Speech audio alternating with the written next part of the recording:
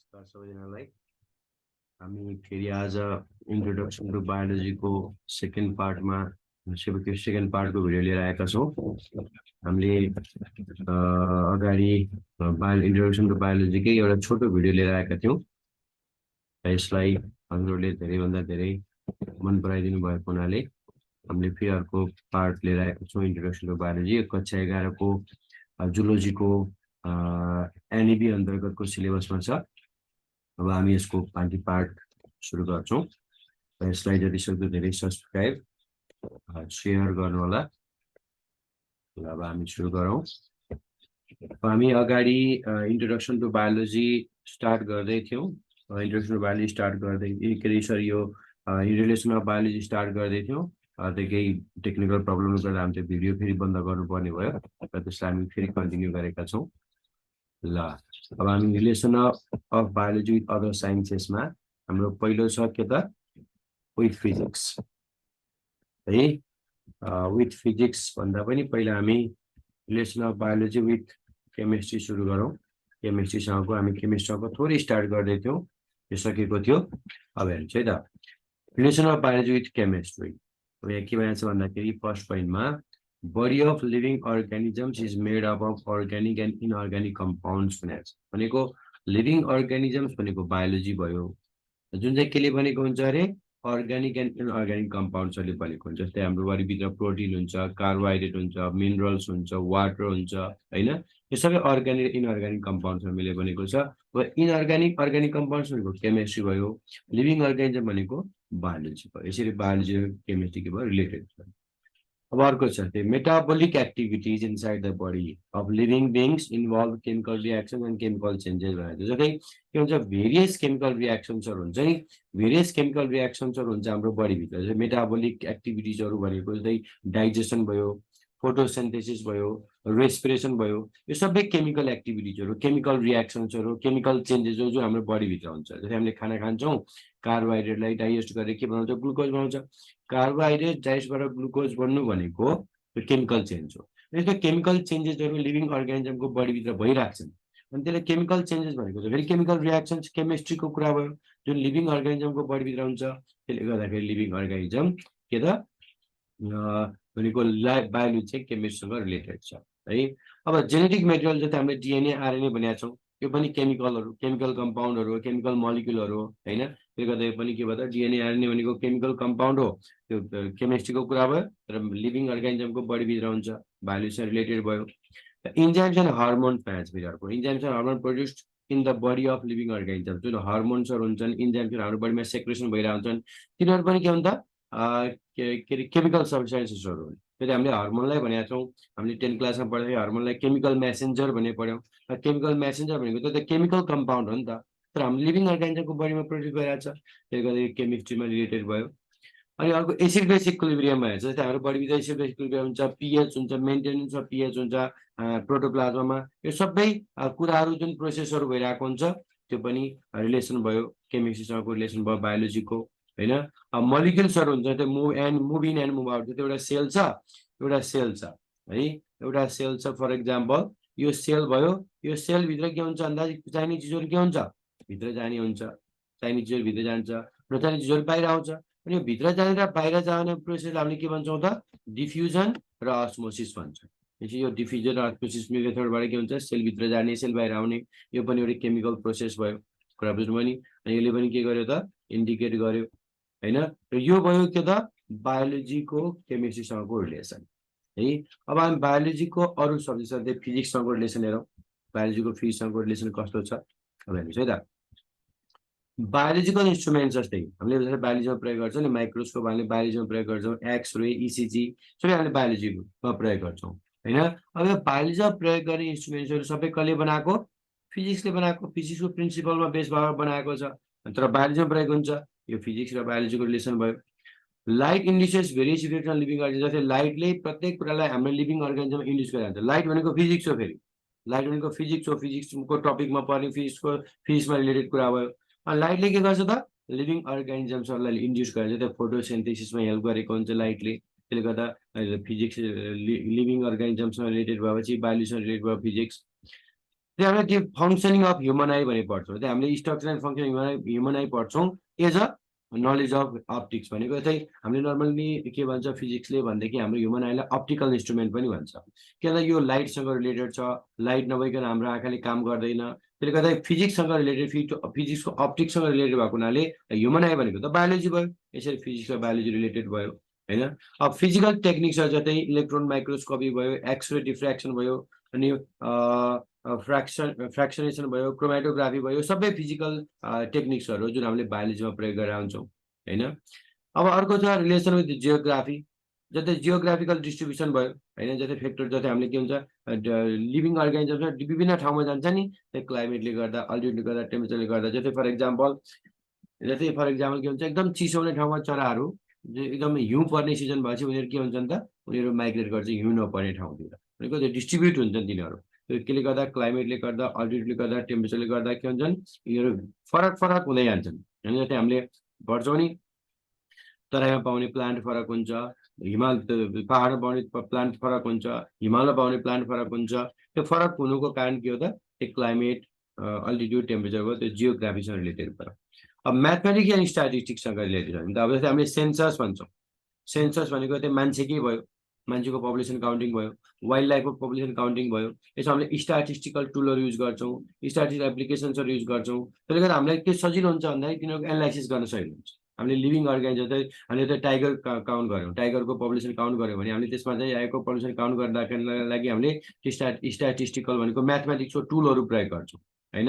अनि त्यसले गर्दा हामीले के भन्छ सजिलो हुन्छ, अनि त्यसको हामीले एनालाइसिस पनि गर्न सक्छौँ। अनि यो हामीले relation of biology with mathematics statistics भयो। सोसियोलोजीमा पनि रिलेसन छ।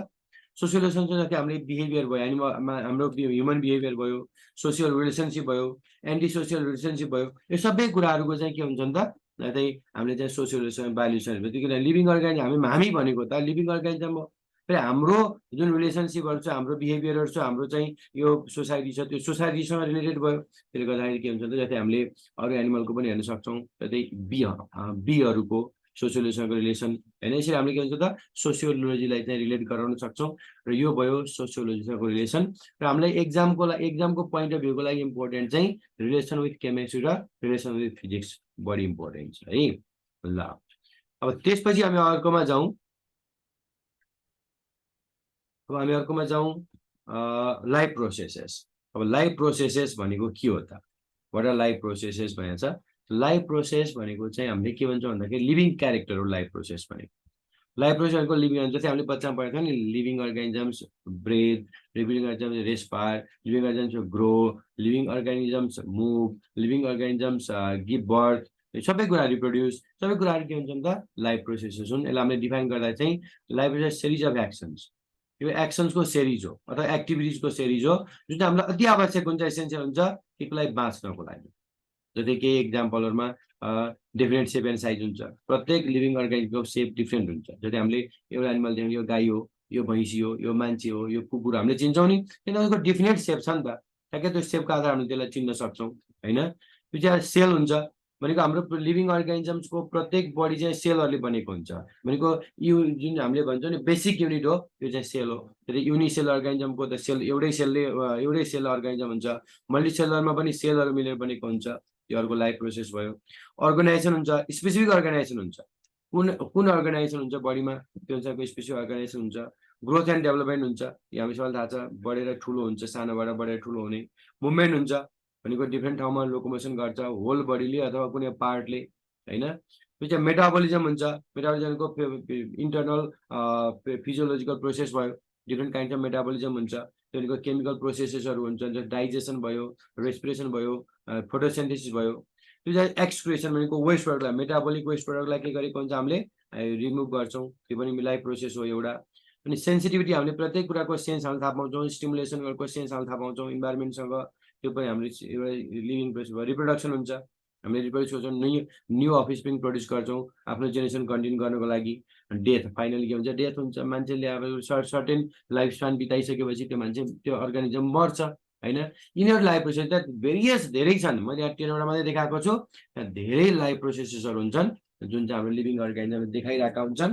एउटा एक्सन्स हो, सिरिज अफ एक्सन्स हो, जुन चाहिँ हाम्रो बाँच्नको लागि अति आवश्यक पर्छ है। अब आउँछ biology is a science of exception भनेर छ है। बायोलोजीमा के हुन्छ भन्दा धेरै कुराहरू एक्सेप्सनल कुरा हुन्छ भनेको एउटा हामीले कुनै ट्रुथ भन्यो, ट्रुथ भनिसके पछाडि यो ग्रुपको अब अर्गानिजममा यस्तो खालको ट्रुथ हुन्छ भन्छौँ र एक्सेप्ट यो अर्गानिजममा चाहिँ हुँदैन है त्यो भन्छौँ। त्यसलाई हामीले भन्छौँ life science biology is a science of exception भन्छौँ। जस्तै अब हामीले केही इक्जाम्पल्सहरू यसमा लेख्छौँ, हेर्नुहोस् है त। जो हेर्नुहोस् युग्लिना छ। युग्लिना भनेको एउटा अर्गानिजम हो जसले प्लान्ट एनिमल दुवैको क्यारेक्टर देखाउँछ। बुझ्नुभयो नि, दुवैको क्यारेक्टर देखाउँछ। अब हेर्दा यसमा सेल वाल हुँदैन, तर के फेरि क्लोरोप्लास्ट हुन्छ। अनि क्लोरोप्लास्ट हुन्छ प्लान्ट जस्तो भयो, सेल वाल हुँदैन, एनिमल जस्तो भयो। त्यसले गर्दा यसले प्लान्ट र एनिमल दुवै क्यारेक्टर देखाउँछ। तर हुन त यसलाई हामीले प्लान्ट क्याटेगोरीमै राखेका छौँ, तर यो एक्सेप्सन भनेको हामीले प्लान्ट क्याटेगोरीमा यस्तो यस्तो क्यारेक्टर हुन्छ भन्छौँ र एक्सेप्ट युग्लिना भन्छौँ। युग्लिना चाहिँ होइन है भन्छौँ होइन। अब भाइरस हेर्ने लिभिङ अर्गानिजम हो, तर यसमा ल्याग सेल हुँदैन। हामीले लिभिङ अर्गानिजम भन्छ भाइरसलाई, तर यसमा लिभिङ अर्गानिजममा सेलको जुन स्ट्रक्चर हुन्छ सेलुलर स्ट्रक्चर त्यस्तो हुँदैन। यो पनि एउटा एक्सेप्सन भयो। त्यो डिएनए डबल स्ट्रान्डेड हुन्छ भन्छ हामीले, र फेरि ब्याक्टेरियोफेज भाइरसमा चाहिँ ब्याक्टेरियोफेज भाइरसमा चाहिँ फेरि सिङ्गल स्ट्रान्डेड हुन्छ डिएनए नै। हामीले यो पनि एक्सेप्सनल केस भयो। म्यानग्रोभ्स म्यानग्रोभ्स भनेको एउटा प्लान्ट हो। अहिले म म्यानग्रोभ्सको एउटा चित्र देखाउँछु पछाडि। यहाँ देख्नु भएको छ म्यानग्रोभ्सको प्लान्ट हो। म्यानग्रोभको प्लान्टको रुटहरू हेर्नु त बाहिर निस्किएको छ। रुट त जमिन मुनि जानुपर्ने होइन, यसको त जमिन बाहिर निस्किएको छ। जमिन यो चुच्चो चुच्चो बाहिर निस्किएको छ, यसको रुटहरू हो। पछि म्यानग्रोभ्सको के भनेको छ भनेदेखि हामीले हेर्दा mangroves produces respirated roots which grow towards the light against gravity भनेको छ। जमिन मुनि जानुपर्ने रुट जमिन बाहिर आएको छ रेस्पिरेसनको लागि होइन। यो पनि एउटा एक्सेप्सन भयो। Animals must become adults. मान्छे के हुन्छ त कुनै एनिमलहरू एडल्ट हुँदै जान्छन् भनेको रिप्रोडक्सन गर्नको लागि एडल्ट हुनु पर्यो भनेको बच्चा मात्रै रिप्रोडक्सन गर्न सक्दैन नि त। तर कुनै कुनै अर्गानिजम लार्भा स्टेजमै के गर्छ त रिप्रोड्युस गर्छ, जस्तै सालामान्डरहरू। सालामान्डरले लार्भामै रिप्रोडक्सन गरिन्छ भनेपछि यो एक्सेप्सनल केस भयो। डिएनएले के गर्छ, हेरिडिटरी क्यारेक्टर ट्रान्सफर गर्छ। हामीलाई सबैलाई थाहा छ डिएनएले वंशानुगत गुण सार्ने काम गर्छ, तर कुनै कुनै भाइरसमा आरएनएले पनि गरिदिन्छ। यो आरएनएको काम त होइन तर गरिदिन्छ। रेप्टेलियन भनेको रेप्टाइल्स क्लासमा पर्ने एनिमल्सहरूको चाहिँ 3 च्याम्बर हार्ट हुन्छ। बट क्रोकोडाइल जसको फेरि 4 च्याम्बर हार्ट हुन्छ। यो 3 च्याम्बर भएछ, 3 च्याम्बर होइन यो 4 च्याम्बर हो होइन। के हुन्छ यसमा चाहिँ crocodile has 4 chamber heart. FOUR4 यो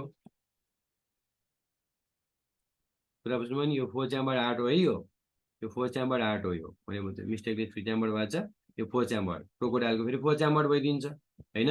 म्यामलियन आरबिसीहरू हुन्छन्, न्युक्लियस हुँदैन। म्यामलको आरबिसीमा न्युक्लियस हुँदैन भनेर भन्छौँ, तर एक्सेप्ट क्यामेल पनि म्यामल हो, तर उसको आरबिसीमा न्युक्लियस हुन्छ होइन। अब म्यामलले डाइरेक्टली बच्चा जन्माउँछ, हामी सबैलाई थाहा छ। म्यामल भन्ने चाहिँ हाम्रो दिमागमा के आउँछ भन्दाखेरि give directly birth to young ones भन्छ होइन। हामीले चाहिँ के भन्छौँ बच्चा जन्माउँछ भन्छौँ, तर केही म्यामल हुन्छ जसले अन्डा पार्छ, जस्तै स्पाइनी एन्ड इटर भयो, प्लेटिपस भयो जसले अन्डा पार्छ होइन। यस्तो भयो के त बायोलोजीमा केही कुराहरू छन् जसले एक्सेप्सन देखाउँछ। यसमा धेरै एक्सेप्सनल केसेसहरू छन्, जसमा मैले केही एक्सेप्सनल केसेसहरू देखाएँ है। अब आउँछ के त, अब आउँछ हामी अर्को टपिकमा आउँछौँ जसमा छ father of various branches of biology है। फादर अफ भनेको यसमा के छ भन्दा केही बायोलोजिस्टहरू जुन पहिला थिए जसले धेरै कुरा इन्भेन्ट गरे अथवा उनीहरूको धेरै ठुलो कन्ट्रिब्युसन छ बायोलोजीमा, तिनीहरूलाई चाहिँ हामीले उनीहरूको कुन फिल्डमा सबभन्दा बढी कन्ट्रिब्युसन छ त्यसको आधारमा त्यो ब्रान्च अफ बायोलोजीको चाहिँ फादर भनेर भन्छौँ। जस्तै हिप्पोक्रेट्स छ, हिप्पोक्रेट्स हामीले फादर अफ मेडिसिन भन्छौँ होइन। ह्युगो डी भ्राइस जसलाई हामीले फादर अफ म्युटेसन भन्छौँ। लियोनार्डो दा विन्ची जसलाई हामीले फादर अफ प्यालियोन्टोलोजी भन्छौँ। क्यारोलस लिनियस जसलाई हामीले फादर अफ ट्याक्सोनोमी भन्छौँ। ग्रेगर जोन मेन्डल जसलाई हामीले फादर अफ जेनेटिक्स भन्छौँ। एरिस्टोटल जसलाई हामीले फादर अफ बायोलोजी र जुलोजी दुवै भन्छौँ है। एरिस्टोटल चाहिँ फादर अफ बायोलोजी पनि हो र जुलोजी पनि हो। एन्टोनी भ्यान लियोनविक के भयो त फादर अफ माइक्रोबायोलोजी भयो होइन। थियोफ्रास्टस फादर अफ बटनी भयो। बुझ्नुभयो नि। अब यिनीहरू नै हुन् मेन। जति हामीले एउटा थप्नु पर्दाखेरि चाहिँ लुइस पास्चरलाई पनि हामीले थप्न सक्छौँ। लुइस पास्चर जसलाई हामीले के भन्छौँ त फादर अफ मोडर्न माइक्रोबायोलोजी भन्छौँ। फादर अफ बायोलोजी चाहिँ एन्टोनी भ्यान लियोनविक हो, र फादर अफ मोडर्न बायोलोजी चाहिँ को हो त लुइस पास्चर हो है। यो पनि याद गर्नु होला। त यो भयो हामीले इन्ट्रोडक्सन टु बायोलोजीको। अब हामी अरू पनि 11 कक्षाको टपिकहरू लिएर आउँछौँ। त्यसलाई के गर्नु होला, सब्सक्राइब गर्नु होला, सेयर गर्नु होला। त्यो अरू नयाँ भिडियोहरू पनि हजुरले सहिलेसँग पाउनुको लागि ल आजलाई यति गर्छौँ हामी है त।